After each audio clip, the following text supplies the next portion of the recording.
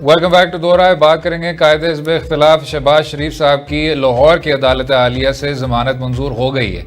अब याद रहे केस तो एसेट्स बियॉन्ड मींस का था, लेकिन इससे पहले एक स्प्लिट फैसला आ गया जिसमें एक जज साहब का यही कहना था कि ज़मानत की मंजूरी हो जानी चाहिए, जबकि दूसरे जज साहब ने इसका जवाब मनफी में दिया था। अब एक 3 रुकनी बेंच ने ना सिर्फ ज़मानत को मंजूर कर दिया, शहबाज शरीफ साहब रिहा भी हो गए।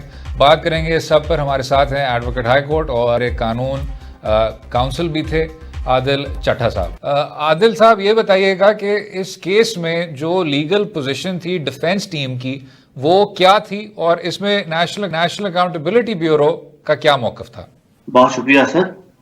असल इसमें नेशनल अकाउंटेबिलिटी ब्यूरो का तो मेन मौक़िफ़ ये था कि शहबाज शरीफ और उनकी फैमिली मनी लॉन्ड्रिंग भी उन्होंने की है और उन्होंने एसेट्स भी बनाए हैं जो कि मींस के बियॉन्ड हैं।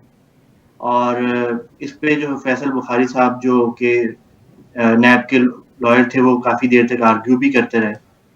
और डिफेंस टीम का इसमें मेन मौक़िफ़ ये था कि ना तो शहबाज शरीफ साहब को किसी शख्स ने 161 की स्टेटमेंट के अंदर और ना 164 की स्टेटमेंट के अंदर ना उनका नाम लिया है, ना उन्हें कोई रोल डिस्क्राइब किया है। तो ये कैसे हो सकता है कि जिस शख्स को ना उसका नाम आया हो किसी गवाह की जानिब से और ना उसको कोई रोल डिस्क्राइब किया गया हो, वो कैसे आप जेल सलाखों के पीछे इतने लंबे अरसे के लिए रख सकते हैं?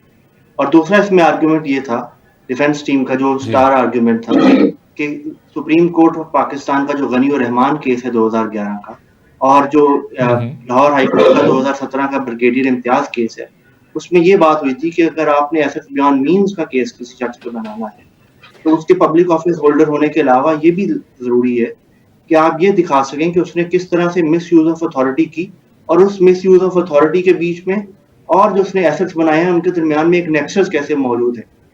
तो जब ये आर्गुमेंट किया तो हाई कोर्ट के मौजूद जज साहिबान ने बेशुमार मरतबा प्रोसिक्यूटर से पूछा कि आप बताइए कि क्या शहबाज शरीफ पे कोई किकबैक के इल्जामात हैं, क्या उन पे कोई स्नोयत की बात है कि उन्होंने अपने ऑफिस को मिस यूज करते हुए ये पैसे बनाए हैं।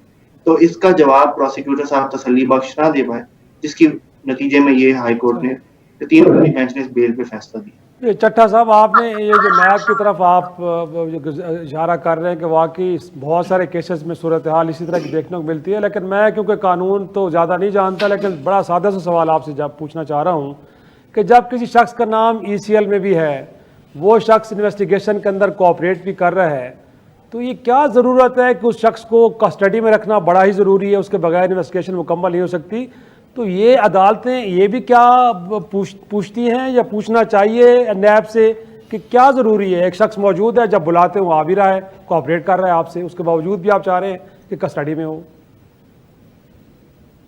बहुत शुक्रिया शहजादी साहब। इस पे ग्लोबली तो पोजीशन यही है कि जब आप पे कोई इल्ज़ाम लगता है और आप अंडर ट्रायल हैं और आप अदालत को इस चीज़ का यकीन दहानी कराते हैं कि आप अदालत के साथ मुकम्मल ताउन करेंगे, इन्वेस्टिगेशन एजेंसी के साथ ताउन करेंगे, जब आपको अदालत बुलाएगी तो आप अदालत के सामने पेश होंगे। तो आमतौर पर तो किसी बात पे आपको बेल दे दी जाती है।